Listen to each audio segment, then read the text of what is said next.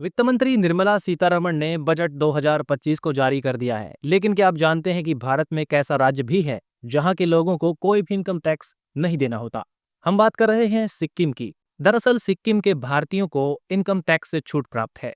सिक्किम के पुराने निवासियों को भारतीय आयकर अधिनियम के तहत आयकर छूट मिलती है। ये छूट सिक्किम की विशेष सांस्कृतिक और ऐतिहासिक पहचान को बनाए रखने के लिए दी गई है।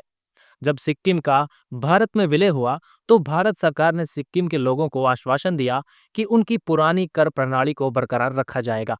भारत में शामिल होने से पहले सिक्किम की अपनी अलग टैक्स व्यवस्था थी और वहां के लोग भारतीय आयकर अधिनियम के तहत कोई इनकम टैक्स नहीं देते थे। भारत सरकार द्वारा सिक्किम के निवासियों को आयकर से छूट देने के लिए आयकर अधिनियम की धारा 1026 ट्रिपल ए लागू है। इसके तहत सिक्किम के निवासी जो भारत में विलय से पहले वहां रह रहे थे, उन्हें आयकर नहीं देना पड़ता।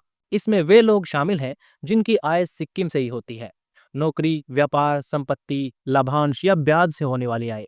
अब इस टैक्स व्यवस्था के पीछे की महत्वपूर्ण घटनाओं पर नजर डालते हैं। 2008 में यह बदलाव हुआ। केंद्रीय बजट के तहत सरकार ने सिक्किम कर अधिनियम को रद्द कर दिया और धारा 1026 ट्रिपल ए लागू कर दी। इससे सिक्किम के निवासियों को फिर से आयकर छूट मिल गई।